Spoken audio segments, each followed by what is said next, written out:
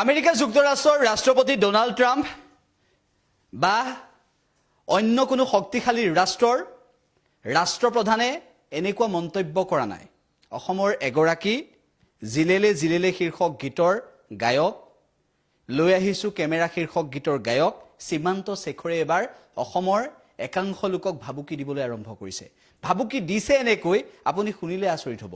Comment যদি কোনোবাই বেয়াকৈ দিয়ে, তেওঁ যদি কৰা কামৰ ওপৰত যদি কোনোবাই কমেন্ট দিয়ে, সামাজিক মাধ্যমত দিয়া বিষয় এটাৰ ওপৰত যদি কোনোবাই সঁচা বা মিছা সেই বিষয়টোৰ ওপৰত মাত মাতে, তেনেহলে সীমান্ত শেখৰে কি কৰিব আপুনি জানেনে? জেললৈ নিয়াব, এনেকুৱা ধৰণৰ ঘটনা কৰিবলৈ গৈ আছে। আপুনি ভাবিব পাৰে যে ডোনাল্ড ট্ৰাম্প, ভ্লাদিমিৰ পুটিন বা আন কোনোবা শক্তিশালী ৰাষ্ট্ৰপ্ৰধানে এনেধৰণৰ মন্তব্য কৰিছে বুলি আপুনি যদি শুনিলেহেঁতেন, তেনেহলে আচৰিত হ'বলগীয়া নাথাকিলেহেঁতেন।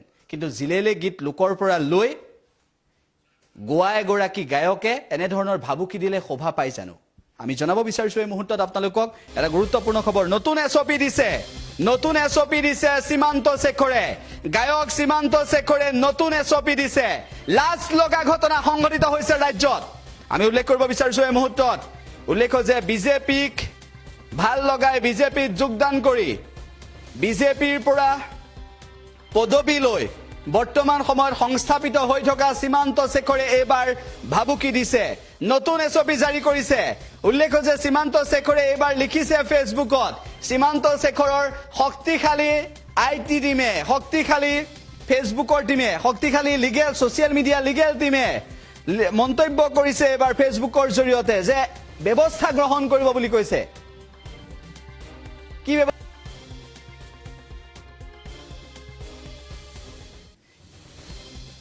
কি ব্যৱস্থা গ্ৰহণ কৰিব সেয়া আমি আপোনালোকক জনাব বিচাৰিছো। ব্যৱস্থা গ্ৰহণ কৰিম বুলি কৈছে। উল্লেখ যে যিসকলে অভব্য মন্তব্য কৰে বা যিসকলে সীমান্ত শেখৰৰ পছন্দ নোহোৱা কমেন্ট কৰে, মন্তব্য কৰে, তেনেহলে সেইসকলৰ ক্ষেত্ৰত ব্যৱস্থা ল'ব। নতুন এছঅপি দিছে সীমান্ত শেখৰে। আপুনি শুনি ভাল পাব যে অসমৰ এগৰাকী জিলেলে গায়কে, জিলেলে গীত গোৱা এগৰাকী গায়কে এনেধৰণৰ নতুন এছঅপি দিছে। এছঅপি এনেকুৱা যে অতি সোনকালে কোৰ্টৰ ওচৰলৈ যাব, অতি সোনকালে জেলৰ যে ভাত খুৱাব একাংশক, তেনেকুৱা ধৰণৰ মন্তব্য কৰিছে।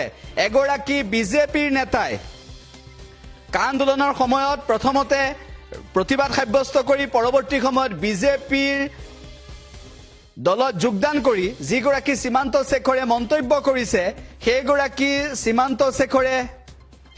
সীমান্ত শেখৰে ফেচবুকত এনেদৰে লিখিছে।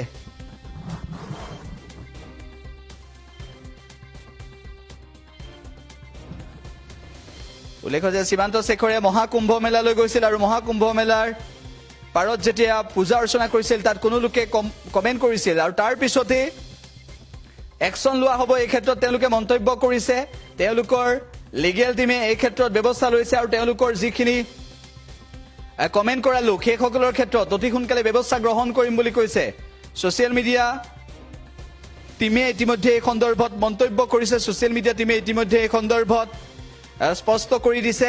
গতিকে জিলেলে গায়ক সীমান্ত শেখৰে নতুন এছঅপি দিয়াক লৈ সকলো আচৰিত হৈ পৰিছে আৰু এনেধৰণৰ মন্তব্য কৰা সীমান্ত শেখৰক লৈ এতিয়া প্ৰতিক্ৰিয়া অব্যাহত আছে। গতিকে সীমান্ত শেখৰৰ পোষ্টত যদি আপুনি বেয়া কমেন্ট দিছিল, তেনেহলে আপুনিও জেললৈ যাবলগীয়া হ'ব পাৰে বা আদালতলৈ যাবলগীয়া পৰিস্থিতি হ'ব পাৰে। গতিকে সীমান্ত শেখৰ এইবাৰ সৰব হৈ পৰিছে, গৰজি উঠিছে সীমান্ত শেখৰ এইবাৰ মহাশক্তিবন্ত ৰূপত এইবাৰ আবিৰ্ভাৱ হৈছে। মহাকুম্ভ মেলাত গংগা স্নান কৰাৰ পৰৱৰ্তী সময়ত এইবাৰ সীমান্ত শেখৰে একশ্যন ল'ম বুলি কৈছে আৰু যিসকলে মন্তব্য কৰিছিল সেইসকলক এইবাৰ ব্যৱস্থা গ্ৰহণ কৰিবলৈ সাজু হৈ পৰিছে সীমান্ত শেখৰ। গতিকে আপুনিও সাৱধান হ'ব হ'ল যদিহে সীমান্ত শেখৰৰ পোষ্টত কমেন্ট কৰিছিল বেয়াকৈ।